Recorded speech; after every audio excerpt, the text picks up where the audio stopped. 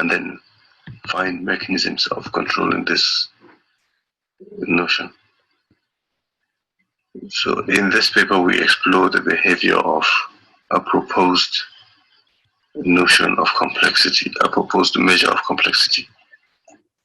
Our proposed measure of complexity is evaluation time, which we define as the computational time required for evaluating a model on data. Though all models are evaluated on the same data set, their evaluation times can vary. For example, a model will take longer to evaluate if it is made up of more computationally expensive building blocks or has an exceptionally larger structure. Managing the complexity of GP is especially challenging. GP models are usually represented using flexible structures, which means that the structure of models can vary during the evolutionary process. And we've seen that GP tends to grow unnecessarily complex, termed code bloat. GP is also a very versatile tool that has broad application. It's been used in machine learning, in automatic programming, for design, and as a general problem-solving instrument. Now, defining complexity is highly contextual and problem-specific. And then these notions of complexity in such diverse applications are not always interchangeable. Further, it can be quite difficult to implement. The structural complexity of models is by far the most researched notion. This involves controlling the size, controlling the number of layers, and also the number of encapsulated subtrees. Now, these approaches tend to ignore the underlying functional or computational complexity of the models. For example, the small expression sin x compared with a larger linear expression. Now, the small innocent-looking sin x is actually a Taylor series and requires more computational resources to execute. Thus, complexity is more than just size. So this approach actually improves the GP runs, but does not always lead to better generalization.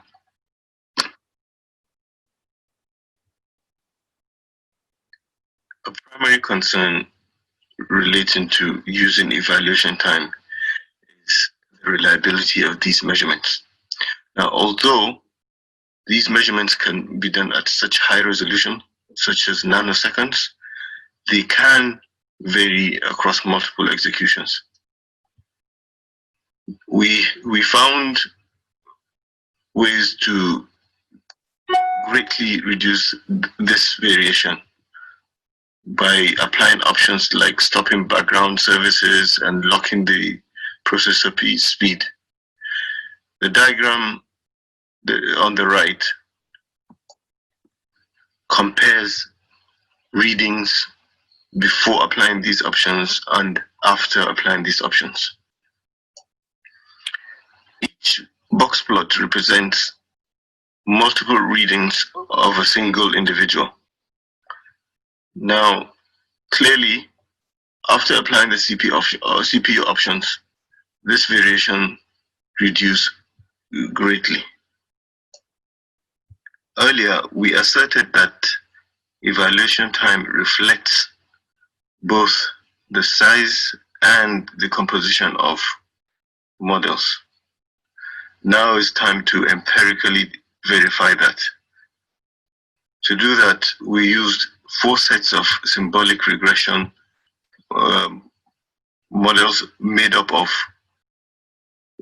operators of different complexities. For each function set, we generated different sized individuals.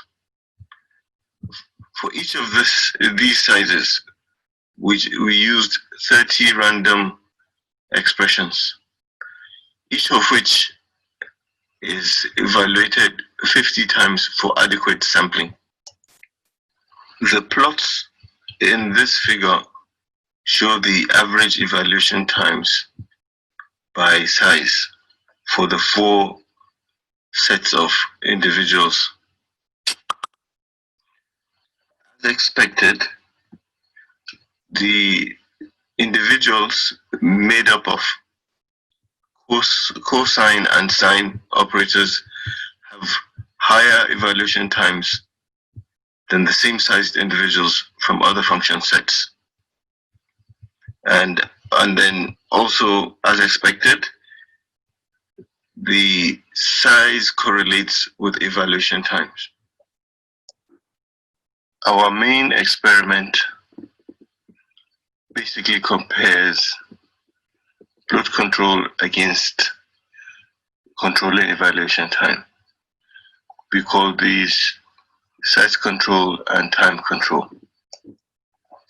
So this involves the selection of 4 bloat control techniques, and then using those techniques to control size in one set of experiments, and then to control evaluation time in another set of experiments.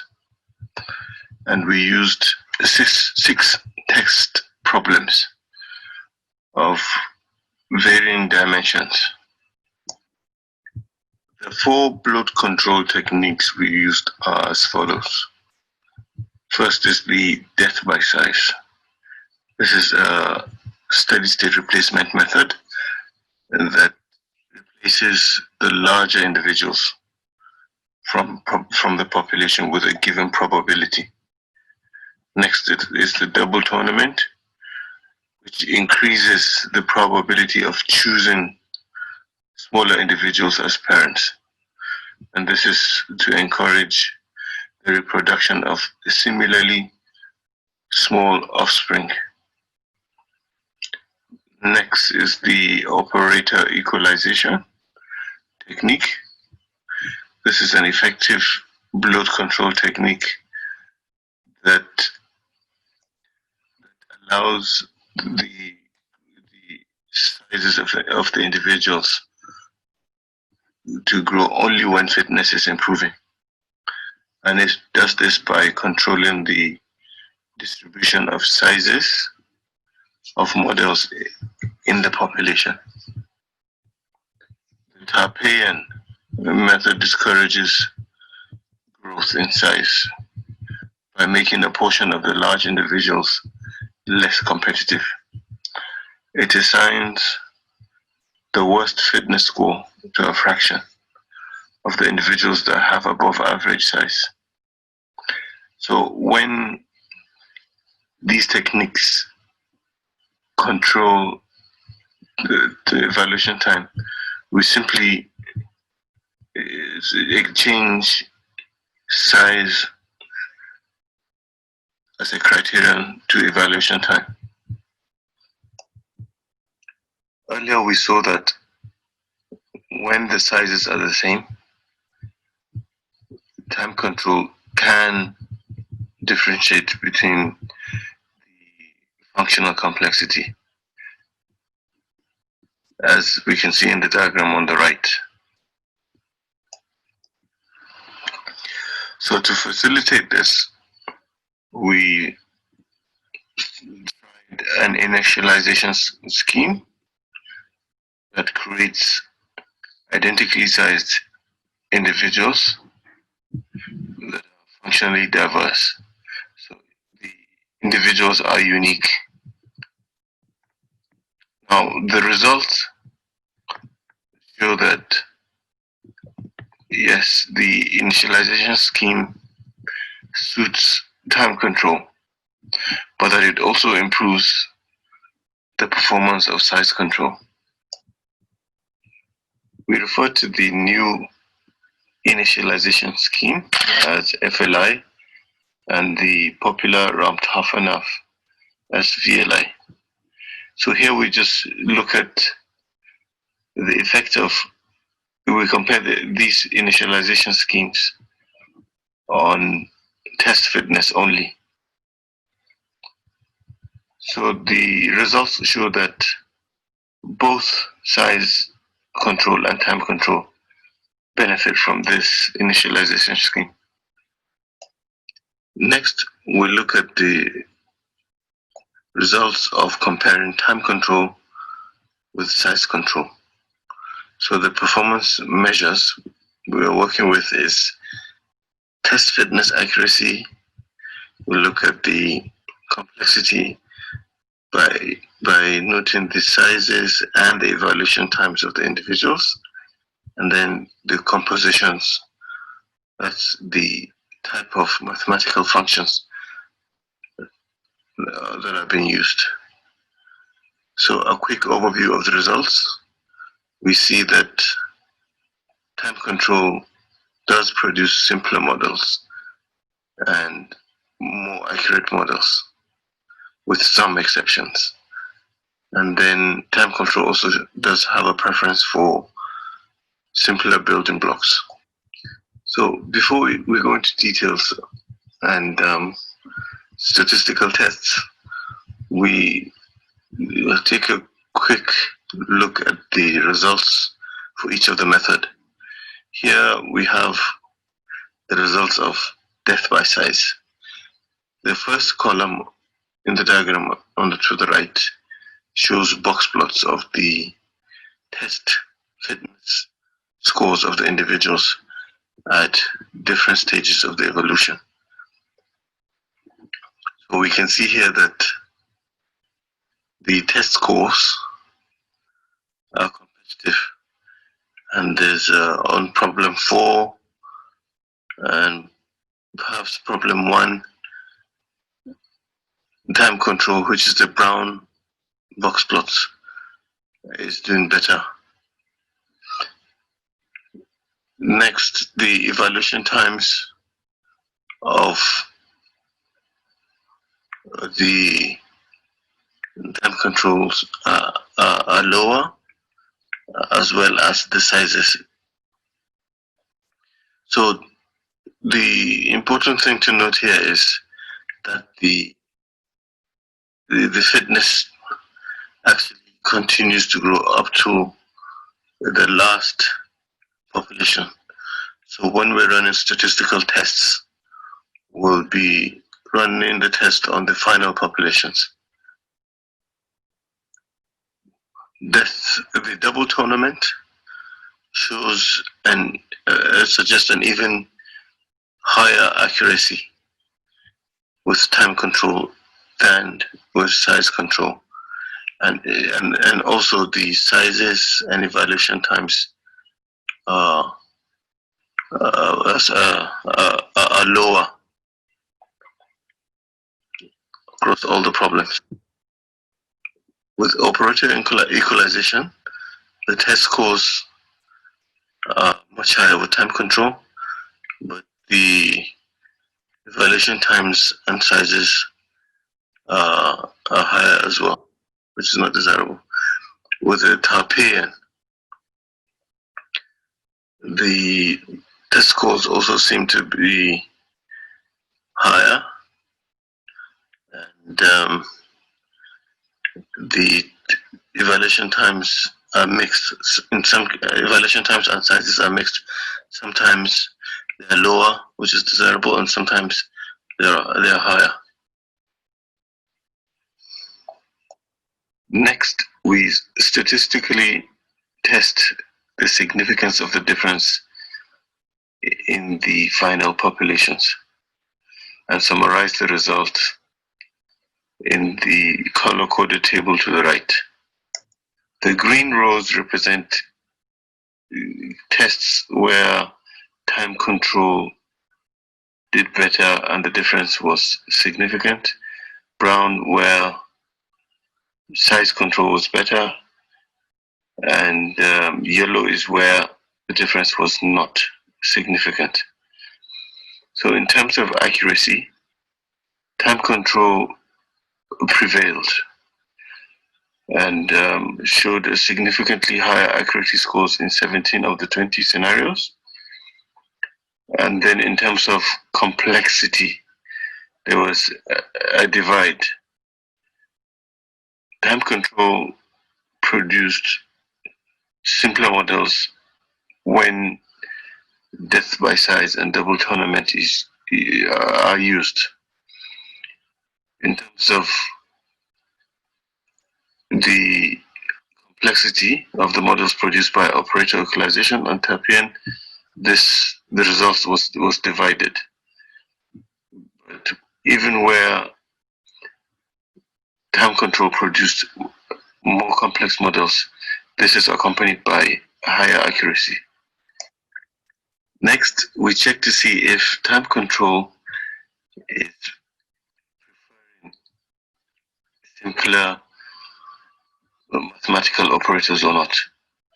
To do that, we simply count the number of nodes by type and then calculate the percentage of the more complex node types and the simpler ones.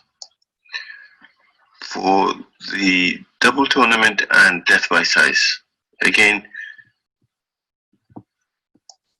time control showed a preference of simpler models. It used a smaller percentage of sine and cos operators across all the problems. But this was not the case for operator equalization and the Turpayan. So to conclude, we note a couple of things. First, that we're able to see that evaluation time is a function of both the syntax and the computational characteristics of a model. And we showed that this evaluation time can be measured reliably. So in essence, we asked that why not use time instead of size to measure complexity in GP, especially because evaluation time is more broadly applicable and therefore relevant in GP. So our test that compares these two notions or measures of complexity show that time control almost consistently produces superior accuracy on both training and test data. So even when time control produces simpler and slightly greater sizes or evaluation times, it is accompanied by higher accuracy. And we also saw that time control can differentiate the complex functional complexity. And then this, our initialization scheme showed promise because it improved the accuracy scores of both time and size controls. Overall, the paper poses evaluation time as a promising alternative to counting nodes in GP. This brings us to the end of the presentation. Thank you for your time. Questions and feedback are welcome, please. Okay, thank you very much, Aliyu, for the presentation. Thank you, Nuno, for playing it. Aliyu, are you there for answering question? Yes, I am. Can you hear me? Now, actually, your connection is probably not good enough for allowing us to hear. Okay. But maybe you can write the answer to the chat. Of course, a brief answer because of. Okay, so we have a couple of questions. Can you hear me? Yes. Yes, now yes. Let's try. I do the question, then you try to answer, and then we will see if it is working. So the first question is by Vanesky. Some previous studies have indicated that in some cases, generalization ability or better performance on unseen data and size of the model can be anti-correlated, so not correlated, surprisingly. Did you experience this type of outcome in any of your experiments?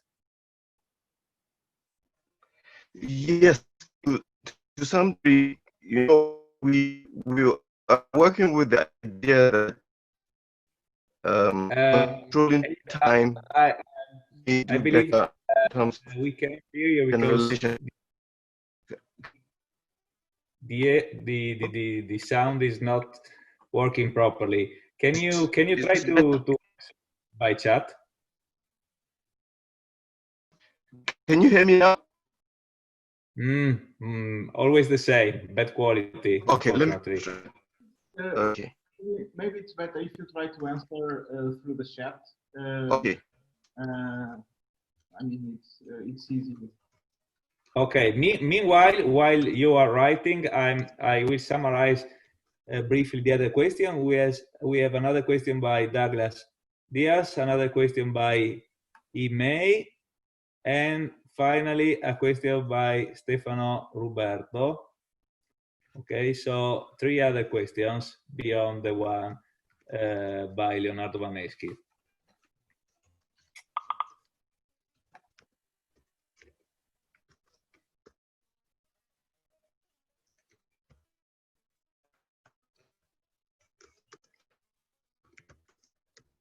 So I re-summarize the question. The point is that previous studies show that generalization ability and complexity might be anti-correlated, maybe surprisingly. So the question is about the fact that the presenter experienced this thing in his experiments.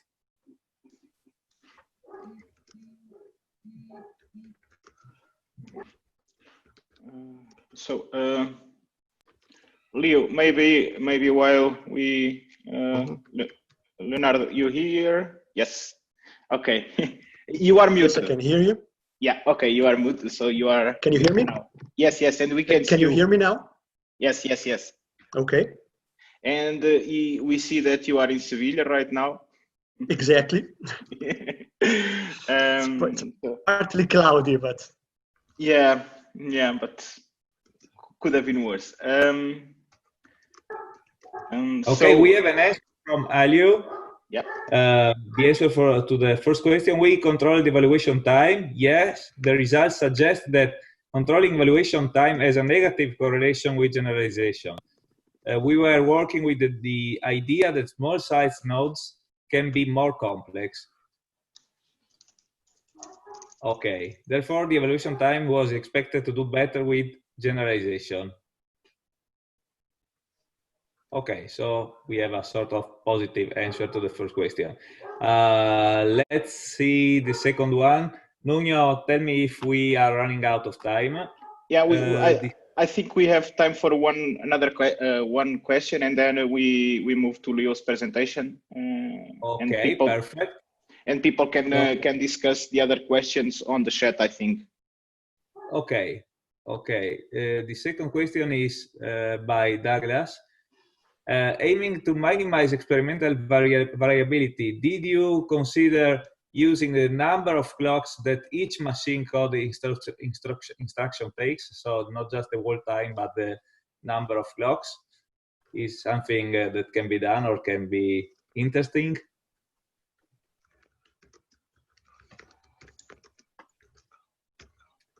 Aliyu is typing.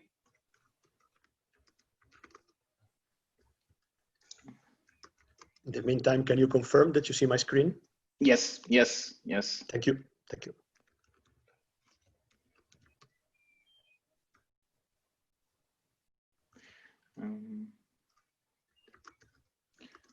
Okay.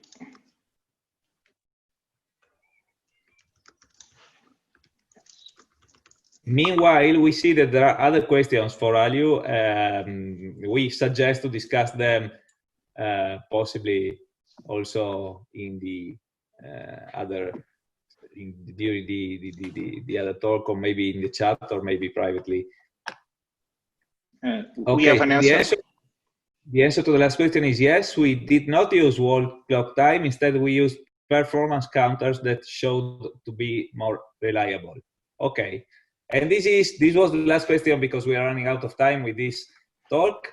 And Nuno, you can go with the next presenter.